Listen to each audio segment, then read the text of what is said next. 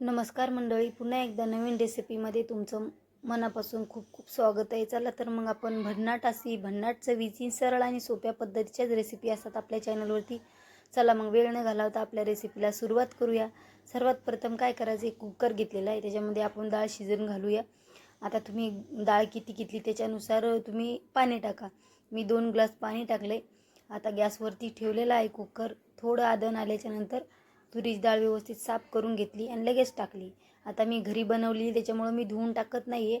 तुम्ही जर दुकानातली यूज केली तर धुवून टाका, त्याला पावडर लागलेली असते. आता आमच्या घरीच बनवलेले आहे तर मला धुवायची काही गरज नाही. आता कुकरमध्ये डाळ टाकून मस्त 2 शिट्ट्या करून घ्यायच्यात. तोपर्यंत आपण वाटण तयार करूया. जिरे घेतले, लसूण घेतला, त्याच्यामध्ये कोथिंबीर घेतली, अद्रक घेतलं आणि थोडे धने घेतले.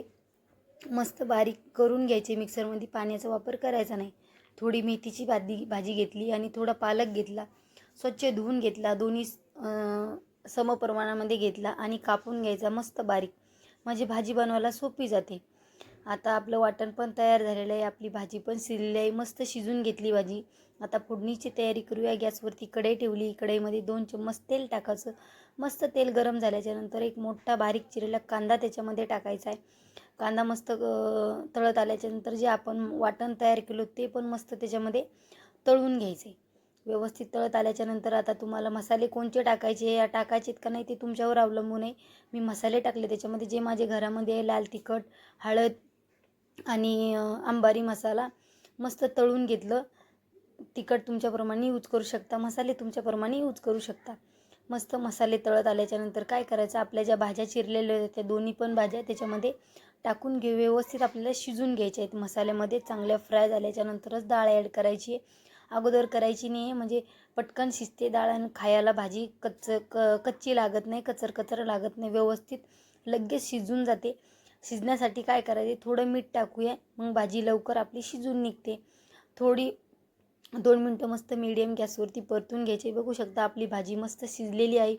आता जी डाळ शिजली होती आपण ती त्याच्यामध्ये ॲड करायची. पूर्ण असं मिक्स करून घेऊया. तुम्हाला डाळ किती टाकायची या पाणी किती टाकायचं त्याच्यानुसार तुम्ही टाकू शकता. मी 1 ग्लास पाणी टाकले आणि पातळ भाजी असली की आम्हाला जरा जास्त प्रमाणामध्ये लागते तर मी थोडं जरा 1.5 ग्लास पाणी टाकले. चवीप्रमाणे मीठ टाकायचं. परत पहिलं मीठ टाकलेलं आहे, थोडंच टाकायचं, जास्त टाकायचं नाही आहे. मस्त एक उकळी काढून घ्यायची. भन्नाट चवीची भन्नाट भाजी रेडी झाली आणि खूप टेस्टी लागते खायला, एकच नंबर लागते. तुम्ही नक्की असं ट्राय करा. ज्वारीच्या भाकरीसोबत खा, चपातीसोबत खा. मी चपात्याच बनवल्या होत्या, मुलांना चपात्या खूप आवडतात माझ्या अशा तिखट डाळीसोबत. आम्ही डेली असं बनवत असतो, तुम्ही पण अशी नक्की ट्राय करा. मस्त एक उकळी काढून घ्यायची. बारीक चिरली कोथिंबीर टाकली तर मी वाटणामध्ये टाकली, त्याच्यामध्ये वरतून टाकली नाही, म्हटलं ऑलरेडी भाजी आहे, कोथिंबीर टाकायची काही गरजच नाही आहे. पूर्ण असं मिक्स करून घ्यायचे. आवडली तर नक्की एक लाईक करा. भेटूया दुसऱ्या